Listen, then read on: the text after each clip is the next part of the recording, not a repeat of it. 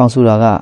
လာခြင်းစရာကောင်းတဲ့နေရာဒေသမျိုးမဟုတ်ပေမဲ့လည်းလာခြင်းသူတွေအဖို့တော့ဝင်လာမစဲတတဲတဲလိုပဲဂျားနဲ့သတင်းစာတွေကိုဖတ်ကြည့်လိုက်ဒူးစရိုက်မှုခင်းတွေကအတူနဲ့တည်းဖြစ်မှာပေါ့လေထောင်ထဲမှာရှိနေတဲ့ဒူးစရိုက်သမားတွေကိုနိုင်ငံတော်ကလွန်ငင်းချမ်းသာခွင့်ပေးလိုက်တော့ပျော့ပျော့နဲ့နန်းနဲ့ကြောင်ချေးလူဒူးစရိုက်သမားတွေအတွက်ပွဲကြီးပွဲကောင်းခွင့်ရေးကျုံသွားကြတာပေါ့သူတို့လူမျိုးတွေကထောင်ထဲဝင်နေရတော့အချိန်မှာမခုတ်တက်တဲ့ကြောင်ကြောင်တော်ကြွက်တခုခြေတုပ်ပစိုးမွေးဆွဲကျိုးတလို့နဲ့အိမ်ကြီးတမာရီကောင်းနေခဲ့ကြတာအမှန်တော့ကြောင်လက်သက်ဖွဲ့လိုမထွက်တတ်ကြတာလေဟောထောင်ထဲခါလိုက်ရောငရဲကလာသူပြဘူးမကြောက်နေသေးတပခြုံတွေကကျူသွေးတပတမြမြဖြစ်ကုန်ကြရောအပြင်လောကကိုရောက်ပြီဆိုတာနဲ့ငကိုဗီဇတွေပေါ်လာရောဒီတော့မိမိတို့လက်ငုပ်လက်ရင်အလုပ်တွေပဲပြန်လုပ်လာကြတယ်ပူဆိုးတာကထောင်ထဲရောက်မှတခုကဓမြဖြစ်လာတယ်ဖောက်ထွင်းသမားကလူရက်မှုကျူးလွန်လာကြတော့တယ်ထောင်လောကတွေကဆရာကြီးတွေစီကအထရသက်18ရက်ဒုစရိုက်လုပ်ငန်းပေါင်းစုံပုံမကျွမ်းကျင်လာအောင်ပညာသင်ယူတက်မြောက်လာကြတယ်ဒီတော့ဒုစရိုက်မှုကိုကျူးလွန်ဖို့ဆိုတာဝင်မလေးကြတော့ဘူးလေထောင်ဆိုတာသူတို့အတွက်နားခိုစရာဘူမိနဲ့တန်မြေလို့မှတ်ယူထားကြဟန်တူတယ်ဘယ်ချိန်ဘယ်ခါဝင်လာထောင်တကားကြီးဖွင့်မအောင်ဆိုပြီးတကြောပြန်ဝင်လာကြတော့တာပဲခုခေတ်မျိုးဆိုပိုတော်ဆိုးသေးတယ်ဘာဖြစ်လို့လဲဆိုတော့ထောင်ထဲမှာရေတောက်ရှင်လားဟိုတုန်းကလိုရေကန်ထဲကအမိုက်ညစ်ပေလူးနေတဲ့ရေကိုတွားခတ်တောက်နေစရာမလိုရေတန်းဆက်ယုံတီထားပေးပြီညဘက်ဆိုလဲအပြင်ထွက်လက်ဖက်ဆိုင်မှာ TV ကြည့်စရာမလိုဘူးထောင်ထဲကအိတ်ဆောင်တိုင်းမှာစကိုင်းနဲ့ TV တွေရှိနေပြီဂျာနယ်သတင်းစာတွေဖတ်ပြီးပြင်ပလောကနိုင်ငံတကာအကြောင်းသိချင်ဖတ်ချင်လားစာပေရေချမ်းစဉ်တွေထူထောင်ပေးထားပြီတရားဘဝနာပွားများခြင်းသလားလစဉ်တရားစခန်းတွေဖွင့်လှစ်သင်တန်းပေးနေတယ်တရားဟောမဲ့သူတရားပြမဲ့သူတပုံကြီးရှိနေတယ်ကဲဒီလောက်ကောင်းတဲ့နေရာကိုဘာလို့သေးလဲအားလုံး okay မှာစုပြေနေပြီသားတချို့ဆိုအရက်ဘိန်းအောင်ဝန်ထမ်းတွေနဲ့ပေါင်းသွင်းနေဆိုပဲမကြမ်းပါလို့ဆေးရုံထွက်မလားထောင်ဆေးရုံကဆရာအောင်မှတ်ချက်ပေးပြီး refer ထုတ်ပေးတဲ့စာရွက်ကအစင်တဲ့အမှန်တော့အင်္ဂလိပ်ကိုလိုနီနယ်ချက်ကထောင်တွေကိုကျိုးနီစနစ်နဲ့အုပ်ချုပ်ရေးကျင့်သုံးခဲ့တဲ့ထောင်ဥပဒေကထောင်ထဲမှာရှိနေတဲ့အကျဉ်းသားတွေကိုလှုပ်မရအောင်ချုပ်ထားတာဒီလိုဥပဒေမျိုးကြောင့်ထောင်သားတွေကအကျဉ်းကျက်ထဲမှာနေရထိုင်ရစားရတောက်ရတော့ဘယ်နေချင်မှမလဲဒီတော့ထောင်ဆိုတဲ့အတန်ကြောင်းနဲ့ကြောက်တူးတုံနဲ့ထောင်အုပ်ရိုးကိုမြင်ရင်ကြောက်ရွံ့တုန်လို့ခုန်ကြတယ်ခုလိုထောင်ဥပဒေအတိုင်းမကျင့်သုံးတော့ပဲပြုပြင်ပြောင်းလဲလုပ်လိုက်တော့ဖိုးကြိုက်တော့ဖြစ်ကုန်ရောတခါထောင်တွေကိုနေကြီးရဲကြီးတွေမှာမကြာခဏရုံခါပြီးတော့သူတို့ကျွမ်းကျင်တဲ့စကြက်မှာလုတ်ခွင်ပြန်ပေါ်လာတော့တာပေါ့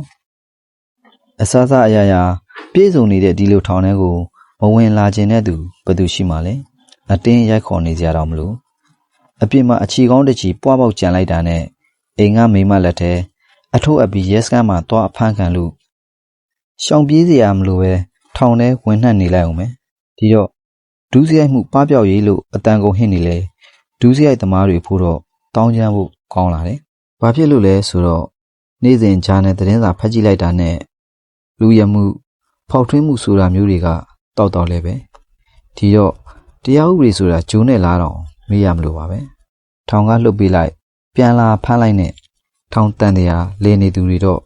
ထောင်ထဲဝင်ကြည့်မှပဲငါလိုလူစားအများကြီးပါလားလို့မေးရမလို့တော့ဖြစ်နေတယ်နေ့စဉ်ထောင်တကားကြီးကတော့အစဉ်အမြဲဖွင့်ထားရက်ပါပဲမိဟောင်းတွေကိုနှုတ်ဆက်ဖို့မိတ်တစ်တွေကိုကြိုးစုနေရတာများဘန်းတွေရှိကအဲကြိုကောင်မလေးတွေနှုတ်ဆက်တယ်လို့မင်္ဂလာပါလို့နေတိုင်းပြောနေရတာများပါဇက်ကအမြုပ်ထွက်လောက်တယ်ရုံးမြန်တွေလာပြီတနေ့ညနေခင်းကျမရုံးခန်းထဲမှာထောင်မှုမှခိုင်းတာလို့အလုံးလုံးနေတော့အမျိုးသမီးဆောင်ဝင်အပြင်ဘက်ကနေတကားအော်ဒလီအကျဉ်းသားရဲ့သတင်းပို့တံကြားလိုက်ရတယ်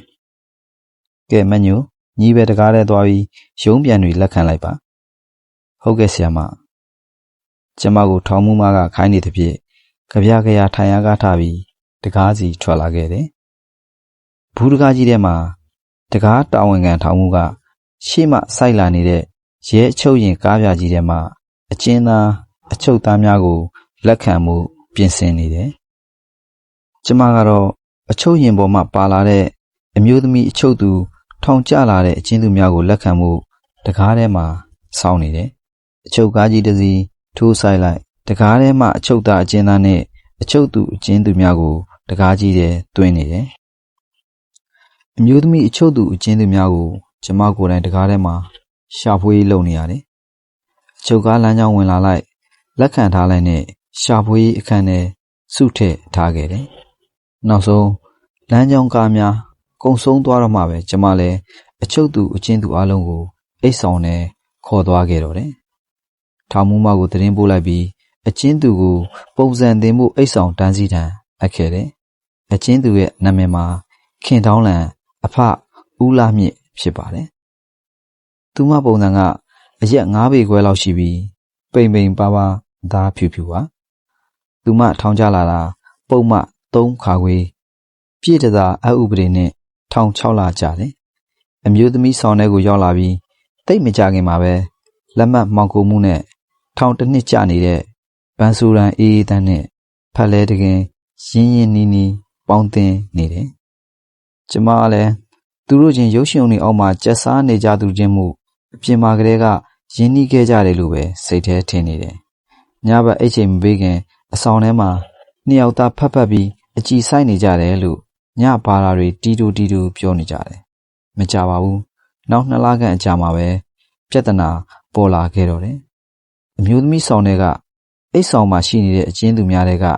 တာဝန်သိသူအကျဉ်းသူတယောက်ကဆရာမညကကျမဘေးမှာအိတ်နေတဲ့အကျဉ်းသူ2ယောက်မယူသားဘူးထင်တယ်ဟဲ့ဘာဖြစ်နေကြလို့လဲညဘက်အိတ်ချိန်ပေးပြီးနောက်ပိုင်းသူတို့2ယောက်ဟာဆောင်တစ်ထည်ကို2ယောက်တူတူခြုံပြီးအိတ်ကြတယ်အိုးညီကလေးအေးချမ်းလို့ဖြစ်မှာပေါ့အာဆရာမကလည်းဒုံးဝေးပါဒီလောက်ပူအိုက်နေတဲ့နှွေးခေါင်းကောင်းကြီးဘဲကလာချမ်းရမှာလဲလို့အေးဟုတ်တာပဲကျမကလည်းကျမပဲအမြဲတမ်းအဖော်မရှိရလူဆိုတော့နည်းနည်းချမ်းလာရင်စောင့်ချုံကွေးပြစ်လိုက်တာပဲတောင်းအီတွေစဉ်းစားမနေတော့ဘူးနေစမ်းမအောင်သူတို့ပြောပုံရဆိုပူအိုက်လှောင်နေတဲ့နှွေကာလာကြီးမှာဒင်းတို့2ယောက်ကဘာဖြစ်လို့စောင့်ချုံအိပ်ရတယ်လဲသူများတွေဆိုပူတဲ့အိုက်တဲ့ထဲမှာအသားချင်းလာထင်းတော့ပူအိုက်လွန်းလို့ခက်ခွာခွာအိပ်ကြတယ်မဟုတ်လားဟုတ်ပါပြီဒင်းတို့မယိုးမသားလှုပ်ချင်ကြလို့သာလူမမြင်သူမမြင်အောင်စောင့်ချုံနေကြတာပဲဖြစ်မယ်ဒါဆိုသူတို့ဘာလုပ်နေကြမလဲဆလောင်းနှစ်ချက်တီးလို့ကောဘာထူလာမှာလဲဟဲ့နေပါဦးသူတို့ကစောင့်ချုံပြီးဘယ်လိုနေလို့လဲဆရာမကလည်းကျမမျက်လုံးတွေက X-ray အိုင်းလို့ဘယ်လိုဖောက်ထွင်းမြင်နိုင်မှာလဲလို့စောင့်ထားတာကြီးအေးဟုတ်တာပဲငါစိတ်လောသွားလို့ဘယ်လိုပုံစံလဲအဲ့ဒီစောင့်ထားတဲ့ထဲမှာလှုပ်လို့ဖြစ်နေကြတယ်အဲ့တော့ယောက်ျားလည်းမဟုတ်ဘဲနဲ့လှုပ်နေတယ်ဟုတ်ပါတယ်ဆိုကျမကိုယ်တိုင်ဟောဒီမျက်လုံးနဲ့ဘေးကနေမြင်ရတာဒါသတင်းတူပဲ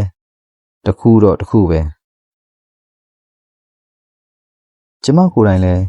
ဝေခွဲဆုံးဖြတ်မရနိုင်တာကြောင့်ထောင်မှုကြီးစီပြေးသတင်းပို့ရတော့တယ်မမအမျိုးသမီးဆောင်ထဲမှာညဘက်မယိုးမသားလုံနေကြတဲ့ထူးခြားဖြစ်စဉ်ရှိနေတယ်ဟဲ့ဆော့ဘလို့တို့အမလီဘယ်ကောင်မတွေများအိတ်ဆောင်ဖောက်ဖို့ကြံစီနေရလဲမြန်ပြောသမ်းအိတ်ဆောင်ဖောက်ဖို့မဟုတ်ဘူးလူဖောက်နေတာမမဟဲ့ဘာကြီးလဲရှင်းလင်းပြောသမ်းပါအေးအကျဉ်းသူ2ယောက်လင်မယားလို့ဆက်ဆံနေတာဟိုက်စော်ကျုံးနဲ့ဘယ်ဆောင်ကကောင်ကများညဘက်မိန်းမဆောင်နဲ့ဝင်လာလုံနေရလဲအဲ့တော့ညဘက်ဆိုအိတ်ဆောင်တွေကတောက်ခတ်ပိတ်ထားတာဆိုတော့ဝန်ထမ်းတွေတဲကများလားအဲ့ဒါမမခေါ်စစ်ကြည့်ရင်ဖြေပေါ်မှာပေါ့အေးဟုတ်တာပဲသွားအဲ့ဒီ2ယောက်မြန်ခေါ်လာသမ်းကျမအိတ်ဆောင်ဘက်ထွက်လာပြီးညကကိစ္စသတင်းပေးတဲ့အချင်းသူကိုအဲ့ဒီ2ယောက်ကိုရှာပြီးခေါ်လာခဲ့ဖို့ခေါ်ခိုင်းလိုက်တယ်မကြမီပါပဲခင်တောင်းလန်နဲ့ပန်းဆိုရန်အေးတန်းတို့2ယောက်ရောက်လာတယ်သူတို့2ယောက်ကကျမရှေ့ရောက်လာတော့နှစ်ဦးသားလက်ချင်းချိတ်ဆွဲထားကြတယ်ဟဲ့ကောင်မ2ယောက်ငါ့ကိုမှန်ပြောသမ်း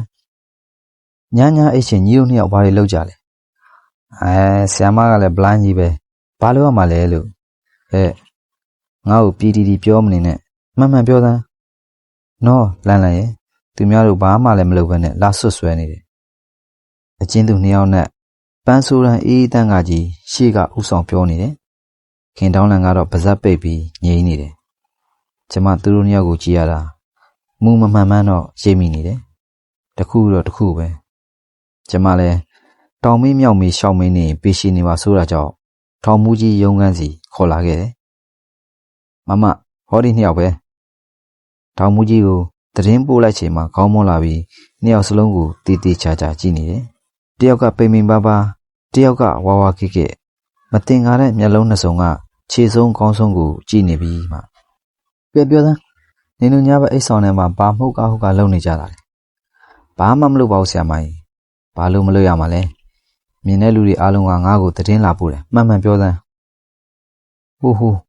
ကျမကညဆိုတရေကြောက်လို့ကူလန်လန်နဲ့အတူတူဖိုက်တာကိုမနာလို့အတင်းပြောကြတာပါဘာအတင်းရမှာလဲသတင်းဟဲ့သတင်းညီတို့နှစ်ယောက်မယုံမသားလုပ်နေတာတခုခုတော့အကြောင်းရှိရမယ်ကျမတို့မိမအချင်းချင်းအချစ်တော်ဖွဲ့ပြီးနေတာကိုမနာလိုတဲ့သူတွေကမျက်စိစပေါ်မွေးဆူးကြတာပါဘာစပေါ်မွေးဆူးရမှာလဲဟိုးရင်ကြော်ပေါ့ရင်ပေါ်မှာပဲအမှန်တိုင်းပြောမလားမပြောဘူးလားပြောပါမယ်သူကကျမယောက်ျားပါဘာဟုတ်ပါတယ်သူကယောက်ျားလိုပဲတော်ဆက်မပြောနဲ့တော့ဟဲ့မညူညီသူ့ကိုတေချာရှားကြည့်စမ်းရှင်သူ့တကိုယ်လုံးအဝတ်စားချုပ်ခိုင်းပြီးရှားကြည့်စမ်းအောင်မလေးရဲချက်ကပြင်းမှာဘယ်နဲ့တော့ကျမလိုအပြူကြီးကိုမှရှာခိုင်းရတော့လို့မတော်လို့များဟုတ်နေခဲ့တော့အောင်မလေးတွေးနေတော့ချက်သိန်းဖြန်းထားတယ်ကျမလည်းပဲရှာရပါမလဲဒီတော့တန်းစည်းကိုခေါ်ပြီးရုံးခန်းအတွင်းဘက်နေရာမှာတိတိချာချာရှာခိုင်းရတယ်တန်းစည်းကလည်းခင်တောင်းလန်ကိုအခန်းထဲခေါ်သွားပြီးအင်ကြီးကိုချုပ်ခိုင်းတယ်ဒါလည်းပုံမှန်ပဲပုံစံလုံးကြီးလဲချွတ်လိုက်ရောအောင်မလီတော့ဟဲ့ဘာဖြစ်တာလဲမွေထွက်လာလို့လားမွေမဟုတ်ဘူးဆရာမကြီးမြန်လာကြည့်ပါဦးအိုးဘယ်နဲ့ငါ့ကိုလာကြည့်ခိုင်းနေရတာလေမကြည့်ရဲလို့နင့်ကြည့်ခိုင်းတာဟုတ်နေလားဟုတ်တယ်ဆရာမကြီးယောက်ျားအတိုင်းပဲဒါကြောင့်မို့ဟိုကောင်မမတန်းအနာကအိတ်နေတာကိုကဲအဝတ်စားပြန်ဝတ်ခိုင်းပြီးဒီခေါ်လာခဲ့တဲ့ကျမလည်းတန်းစီကတဆင့်အဖြစ်မှန်ကိုသိလိုက်ရတော့ထောင်မူကြီးမကိုချက်ချင်းသတင်းပို့လိုက်ရတယ်ထောင်မူကြီးမခင်ဗျာရွှေမျက်မှန်တော်ကျွတ်ကြတော့အောင်ခေါင်းတစ်ပန်းကြီးသွားပြီးတော့ဟဲ့မဖြစ်ချင်ဘူးဘူးဝရုံငန်းကထောင်မူကြီးစီမြန်သွားသတင်းပို့စမ်းကျမလည်းမိမဆောင်ထဲကထူးခြားဖြစ်စဉ်ကိုမြင်တွေ့ရလို့တကားကြီးတဲ့ကိုအလင်းမြန်သွားပြီးသတင်းပို့ရတယ်မကြမီမှာထောင်မူကြီးနဲ့တူထောင်ဆရာဝန်ကြီးတာဝန်မှုတို့အမျိုးသမီးဆောင်ထဲရောက်လာတယ်ဟေ့ဗမာလဲအဲ့ဒီအချင်းသူပဲထောင်မူကြီးဘလို့ဖြစ်တာလဲပြောသမ်းကျမကညဘက်အိတ်ချိန်ပေးပြီးချိန်ဖြစ်ပြမှာစတင်ကယခုမတင်ကားတဲ့ဖြစ်လူတကိုယ်လုံးချွတ်ရှာပွေတော့မှယောက်ျားပုံစံဖြစ်နေပုံကိုအစအဆုံးသတင်းပို့လိုက်တယ်ဆရာဝန်ကြီးဘလို့သဘောရလဲဟုတ်ပါတယ်ဖြစ်နိုင်ခြေရှိပါတယ်အပြင်ဘက်မှာအဲ့ဒီလိုသတင်းမျိုးသတင်းစာကြားနေမှာတော့ရေးသားဖော်ပြပူပါတယ်အဲ့ဒါဘလို့ဖြစ်တာယောက်ျား6လမိန်းမ6လပြောင်းလဲပြီးအင်္ဂါ2ခုပါနေလို့ပါဒါဆိုမလွယ်ပါလားဟုတ်တယ်ထောင်မူကြီးသူ့ကိုကျမတို့မိန်းမဆောင်ကနေအင်အားပြန်ထုတ်ပြီးယောက်ျားဆောင်အမြန်ဆုံးရွှေ့မှဖြစ်မယ်နေစမ်းပေါင်းဟဲ့ငါစဉ်းစားပြရစေဦးကာယကံရှင်ကိုလည်းတေးသေးချာချာစုံစမ်းမေးမြန်းပြီးမှဆုံးဖြတ်တာပေါ့ထောင်မူကြီးကမိန်းမဆောင်တောင်းဝန်ခံထောင်မူကြီးမကိုဘလောတကြီးမဆုံးဖြတ်ပဲစဉ်းစားစားချင့်ချိန်ဆုံးဖြတ်ရန်ပြောဆိုနေတယ်ကဲကလေးမဟေ့ကောင်ငါတော့မျက်စိလဲဘလို့ခေါ်မှန်းတော့မသိတော့ပြောတဲ့မင်းဘွားဖြစ်စဉ်ထောင်မူကြီးကရုံးခန်းထဲမှာအချင်းသူခင်တောင်းလန်ကိုသူမရဲ့ဘွားအကြောင်းကိုပြောပြစေတယ်ခင်တောင်းလန်ကသူမဘွားဖြစ်စဉ်ကိုနောက်ဆုံးအမှုကင်းဖြစ်ပြီးထောင်ထဲရောက်လာတဲ့အထိအောက်ပါအတိုင်းပြောပြတယ်ကျမမွေးဖွားစဉ်အချိန်ကလေးကအင်္ဂါနှစ်စုံပါလာခဲ့ပါတယ်ကျမမိဘတွေကကျမ12နှစ်သမီးရွယ်လောက်မှဆုံးမသွားလို့အတော်ကပဲခေါ်ယူမွေးစားခဲ့တယ်အတော်နဲ့တူရန်ကုန်မြို့ကြီးမှာမိန်းကလေးလိုက်ပါတဲ့ဝစ်စားစင်နေထိုင်ခဲ့ပါကျမစိတ်ထဲတော့မိမတဘာဝကိုခန့်နေရဆွဲလန်းနှစ်ချိုက်လို့6လတကသွေးသားပြောင်းလဲစဉ်မှာအခက်ခဲတွေကြုံတွေ့ရတယ်တဘာဝကသူ့အချိန်ကရောက်လို့ပြောင်းလဲနေပြီမဲ့လည်းကျမစိတ်ထဲမှာတော့မတဘာဝအတိုင်းပဲခံစားနေမိတယ် ဒါကြောင့်အမြဲတမ်းမိန်းမတွင်ပဲဟန်ဆောင်နေထိုင်လာခဲ့တယ်။ကျမလောက်ကန်စားနေတာလား။ဒါကလွယ်ပါတယ်။မိန်းမဘဝရုပ်ရှင်ရုံတစ်ဝိုက်မှာမိတ်ကပ်လိမ့်ချဲလို့ကျက်စားနေခဲ့တာပေါ့။ရုပ်ရှင်အောက်မှာပဲပန်းဆိုးရန်အေးတန်းတို့လိုအုပ်စုတွေနဲ့ရောနှောပေါင်းသင်းနေခဲ့တယ်။ကျမတို့အဖွဲ့ကရုပ်ရှင်တစ်ပွဲကြည့်တဲ့လူတွေကိုဝမ်းရှိုးတစ်ပွဲသာအပြင်းတော်ပြေစေဖို့လိုက်အိတ်ခံပေးကြတာလေ။ရုံထဲရောက်လို့မိမိတ်သွားတာနဲ့ကျမတို့ကသူနဲ့တွဲပြီးတူတီတူတာပြောသူကဟိုကိုင်းဒီကိုင်းလို့ကျမတို့ကလည်းအိမ်အခြေအနေအဆင်မပြေတာတွေအကြောင်းကိုပြောပြငူပြမှလည်း1000နဲ့အရွယ်ကြီးတည်းရဲ့ထွက်လာမှာပေါ့ဒီလိုအချင်းတကောင်မိဖို့ဆိုတာကလည်းရုပ်ရှင်အောက်မှာလှည့်လည်သွားလာရင်လမ်းတလားနေကြရတယ်ကလူတလူမျက်နှာပေးနဲ့သားကောင်ကိုထောင်ချောက်ဆင်ချောင်းမြောင်းရတယ်သားကောင်ကိုပတ်ပင်းစုံတွေ့မိလိုက်တော့မျက်နှာပြင်ပေါ်မှာအပြုံးတပွင့်ဟန်ပြပြုံးလို့ခေါင်းညိတ်ခေါင်းကအထားပေးရတယ်OKB ဆိုလို့ကတော့ရုပ်ရှင်ကိုပေါ်ဝါမှာလက်မှတ်ဝယ်လို့နှစ်ယောက်တွဲထိုင်ချင်းခွင့်ရခဲ့ပြီပေါ့ဟိုတုန်းကာလစီကရုပ်ရှင်တွေကခုလိုမျိုး900တန်း1000တန်းနေမဟုတ်ဘူး50 85ချက်100တန်းပဲရှိတာစတီလာနေရာမှ100လောက်ပဲရှိတယ်ကြောင်ကြကြနောက်ဆုံးတန်းနေရာမှာနှစ်ခုံတွဲဝယ်လိုက်ရင်ရုပ်ရှင်တစ်ပွဲစာတော့ OK မှာစူပြေးသွားခဲ့ကြတာပဲအမှန်တော့ရုပ်ရှင်လာကြည့်တဲ့သူဆိုတာကလည်းရုပ်ရှင်ုံထဲမှာအဖော်မရှိလို့တယောက်တည်းကြည့်နေမဲ့စားဘေးကအဖော်ပါလာတော့အတွဲတွေလို့ easily လုပ်လို့ကောင်းတာပေါ့ဒီလိုခဏတာအဖော်ဆိုပေမဲ့အလကားမတင်တော့ပဲရမလဲငိုပြတတ်ရင်တော့သူကလည်းကန်ရတွေ့ရတာနဲ့တန်အောင်ဆိုပြီးအရွက်ကြီးကြီးတရွက်ပြီးသွားတော့တာပဲရုံထဲမှာရုပ်ရှင်စပြတော့မဲ့အချိန်လောက်မှာနိုင်ငံတော်အလံပေါ်လာပြီးတယုံလုံးမိမိတ်သွားတယ်ပတ်ဝန်းကျင်မှာကိုလိုသူလိုအတွဲတွေကလည်းအများကြီးကိုကိစ္စကိုအလင်းမီအောင်လုံးပန်းနေကြတော့ဘယ်သူမှကြည့်မဆိုင်အောင်ဘူးအဲ့ဒီချိန်မှာကဲကျင်တိုင်းကဲကြတာပေါ့ဒီလိုမီးကလေးမှေးလို့တအုပ်ကိုတူဝိုးတိုးဝါတာသာမြင်နေရတဲ့အချိန်မှာငါစားသာမြင်ပြီးငါများချိတ်တမ်းမမြင်ပဲမှုန်ထူနေတဲ့သူဆိုခံပြီးရောပဲရုပ်ရှင်ုံထဲမှာဆိုတာကအရွယ်မျိုးစုံစိုက်မျိုးစုံရှိနေခဲ့ကြတာလေဒီလိုအချိန်မှာကိုအောင်လာတဲ့အချိန်ကိုဘယ်လိုနှူးရနှက်ရမလဲဆိုတာကျမတို့ကအထညက်ပြီးသားလေတူလိုလိုက်အကြိုက်ဆောင်ပေးပြီးမောပန်းနွမ်းလျရသလိုဟန်ဆောင်မှုပိုးလုပ်ပြီးအိတ်ထဲမှာပါလာတဲ့အချွေဘူးလေးကိုထုတ်လိုက်တယ်သူ့ကိုဦးစားပေးပြီးချော့မော့တိုက်လိုက်တော့အပြုစုကောင်းလိုက်တာဆိုပြီးနဗျာကြီးအောက်သွားမရှိသလိုအကဲပူပူနဲ့တောက်လိုက်ချိန်မှာတော့ခံပြီးရောပဲကျမပကုံးမှာခေါင်းမီမေးလို့ခဏတာအိပ်ပျော်သွားချိန်လောက်မှာသားကောင်ကိုအသာထိန်ပေးလို့သူ့ကိုကလတ်ထိုင်ပေါ်ခေါင်းမီတင်ပြီးသွားတဲ့နဲ့အမောင်ထဲမှာအိတ်ထဲကပါလာတဲ့ငွေကုန်နှိုက်လို့ရပြီပေါ့နောက်အပေါ့သွားသလိုထိုင်ရကထားပြီးအိမ်သာပေါက်ထွက်ရင်တချိုးတဲ့လစ်ထွက်လာခဲ့တယ်အဲ့ဒီလူကတော့ကြောချမှဓမြမန်းသိဆိုသလိုအိယာကနိုးလာချိန်မှာတော့ရုပ်ရှင်ကပွဲပြီးလို့လူတော်ရှင်းနေပြီရုံဆောက်ဝန်ထမ်းလာနှိုးမှပဲနိုးလာပြီးရှက်ကိုရှက်ကန်ထားလိုက်ရတော့တယ်ဒီချိန်လောက်မှာကျမတို့ကနောက်တရုံမှာပွဲကူးနေပြီကိုကလည်းသူမသိသူကလည်းကိုမသိနဲ့တပွဲသာခဏတာအပျော်ရှာသူတွေအိတ်ထဲကပါလာတဲ့ရွှေငွေပါသွားပြီးပယ်ရှာရမှမသိဖြစ်ရောကျမတို့ကဘောလုံးသမားတွေလိုပွဲချိန်ပြည့်ကစားစရာမလိုများသောအားဖြင့်ပထမပိုင်းနိုင်ဝါလောက်ဆိုကိစ္စကပြီးပြက်ပြီအသာလစ်ထွက်သွားအောင်မယ်ကျမတို့လောက်ကတပွဲကို2000 3000လုံးပဲမှန်မှန်ကစားတာအောင်မှနှစ်ပွဲပေါင်းရလက် 2C 3C တန်းနေတာပဲအဲ့လိုအဝေးကွင်းမှာနှစ်ပွဲလောက်ကစားပြီးသွားတာနဲ့စံနှုံးကြိုက်သွားပြီဆိုအိမ်ကွင်းမှာပြန်ကစားဖို့စားစရာတောက်စရာတွေဝယ်ချမ်းပြီးပြန်လာတော့တာပဲအဲ့ဒီလိုရှစ်ဆက်ကဂျင်းဂျင်းလဲခဲ့လို့လေလုံးနဲ့ပင်ချီးတိဖြစ်ခံရတာပေါ့ခံရတဲ့လူတွေကလည်းများလာနေတော့သက်ဆိုင်ရာမှာအမှုဖွင့်တိုက်တန်းလာကြတယ်သက်ဆိုင်ရာကလည်းစီမံချက်တွေချပြီးရုပ်ရှင်တစ်ဝိုက်မှာအသွင်ယူရုပ်ဖြက်စောက်ဆိုင်ဖန်ဆီးလာတယ်ကျမတို့ကလည်းစားနေကြကြောင်းပါရုပ်ရှင်အောက်မှာပဲလှည့်လည်ကျစားတတ်တာလေအဲ့တော့သက်ဆိုင်ရာကမတင်ကားမှုနဲ့ဆွဲရောအမှန်တော့ကျမတို့လောက်ကလက်နက်နဲ့ချင်းကြောက်ပြီးဓမြတိုက်ပြီးလူရတာလည်းမဟုတ်ဘူးရုပ်ရှင်အမောင်ရိပ်ဝယ်ချစ်ဓမြအတိုက်ခံရပြီးကိုရင်းလို့အလှခံနေတာပဲရှိပါတယ်ဒါပေမဲ့လည်းဥပဒေဆိုတာကမကောင်းမှုဟူသည့်စိတ်ကြွယ်ရမရှိဆိုတာတော့ မကောင်းမှုတူးစရိုက်ကိုကျူးလွန်ကြံစည်ဖို့မြှူဆွဲမှုနဲ့တရားစွဲဆိုခဲ့တာဖြစ်ပါတယ်။ဒီတော့ပုံမှန်3ခါခွေလို့အမှုဆွဲတင်ပြီးထောင်ထဲပို့လိုက်တာပဲ။နောက်ဆုံးတရားဥပဒေမှာအမှုဆွဲတင်ပြီးထောင်6လချခဲ့တယ်။ကျမအမှုဖြစ်နေချိန်မှာမိန်းမဘဝပဲရှိသေးတယ်။ကျမတို့တရားဥပဒေကလည်းအမျိုးသမီးပဲဆိုပြီးဝရမ်းပေါ်မှာခင်တောင်းလန်အဖဦးလာမြင့်လို့အမိန့်ချခဲ့တယ်။ခုထောင်ထဲရောက်ပြီး2လကြာလာချိန်မှာကျမဘဝက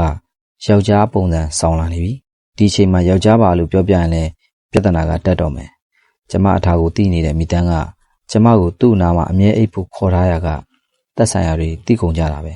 ။ဒါဆိုနေခုယောက်ျားဘဝ6လပြောင်းနေပြီပေါ့။ဟုတ်ပါတယ်ဆရာ။ထောင်မှုကြီးရေမဖြစ်တော့ဘူး။သူကလွတ်ဖို့ကလည်း2လလောက်လိုသေးတော့ယောက်ျားဆောင်ကိုပြောင်းပြန်လဲပွဲတော်ကြီးဖြစ်နေမယ်။မိန်းမမပြောနဲ့ယောက်ျားချင်းတော့ဦးစားမွေးနေကြတာဆိုတော့တိုက်ထဲမှာတီးတန့်ခွဲထားမှာပဲဖြစ်မယ်။ဟုတ်ပါတယ်ဆရာရဲ့။ကျမတို့မိန်းမဆောင်မှာဆိုတာကလည်းဝါမရှိပဲဝီလုံနေတဲ့ဘောပြားတွေကမင်းမှုနေတာ။ဒင်းတို့ကလည်းအလစ်ပေးမှာမဟုတ်တော့ဆရာတို့ပဲခေါ်သွားပေးပါနော်။အမျိုးသမီးဆောင်တောင်းခံထောင်မှုကြီးကလည်း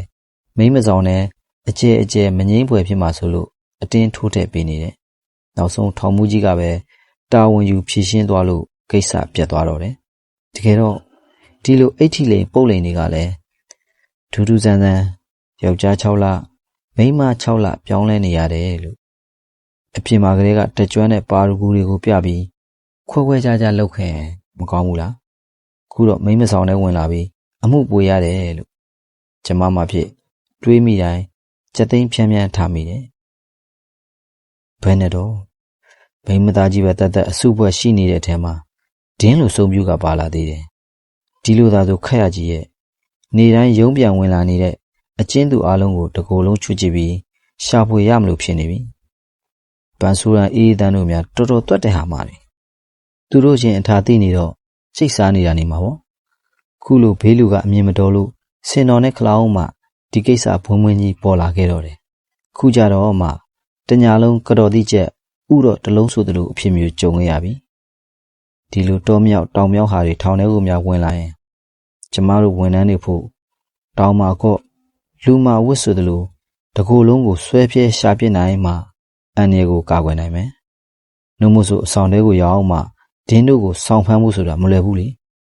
တော်တော်လေးရှုပ်တဲ့လောကကြီးပဲလို့ကျမတော့တန်ဝေကတရားပွားနေမိကြတယ်နောက်တစ်နှစ်ခန့်ကြာမှ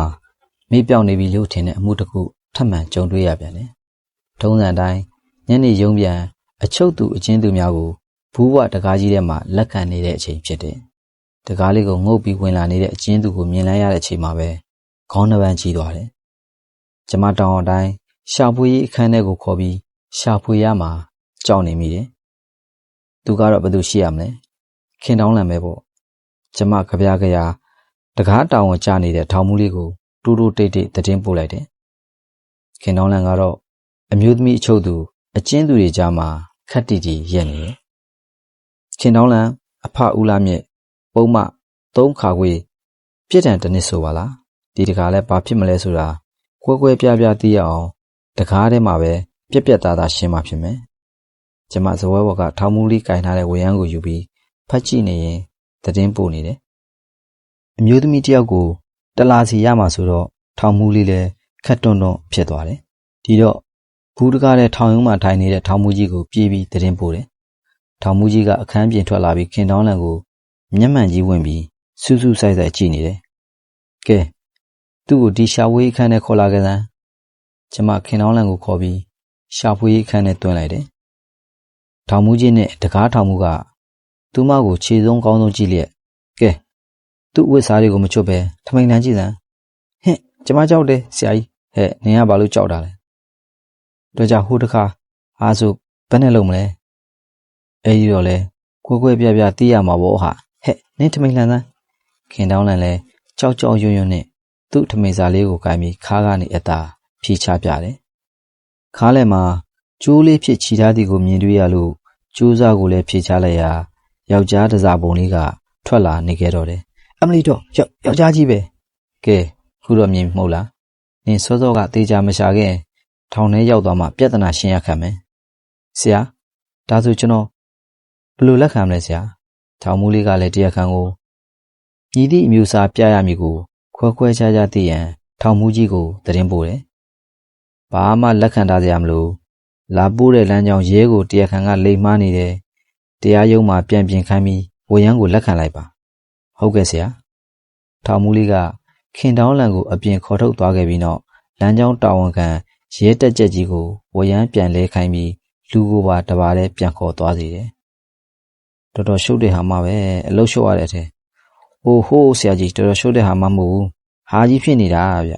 ။ထောင်မူလေးကစိတ်ရှုပ်နေရန်တူသောရဲတက်ကြက်ကြီးကိုရင်းနှီးနှီးနောက်ပြောင်ကြည့်စေပြောနေတယ်။ရဲတက်ကြက်ကြီးမှာတော့လမ်းကြောင်းအပ်ပြီးကမှတရားခံကိုပြန်ခေါ်ဆောင်သွားမှကြောင့်ငိုမဲမဲ့ရီမဲမဲ့ဖြစ်သွားတယ်။ခုတော့လေခင်တောင်းလန်တယောက်အရင်လိုပုံစံမျိုးနဲ့ထောင်ထဲကိုဝင်လာပြီးအချောင်နှိုက်စားမဲ့အကြံပြပြသွားလို့စိတ်အိုက်သွားတယ်။ကျမသာတတိမမူဂူးမမြင်ဖြစ်သွားခဲ့ရင်တင်းကမိမဆောင်တယ်ကော့နဲ့ပါလာနေဦးမယ်။ခုမှပဲကျမလည်းဖျားခဲ့ပြီလို့ပြဿနာမိဘွားတစငြိမ်းသွားတယ်။ခင်တောင်းလန်ဘွားကလည်း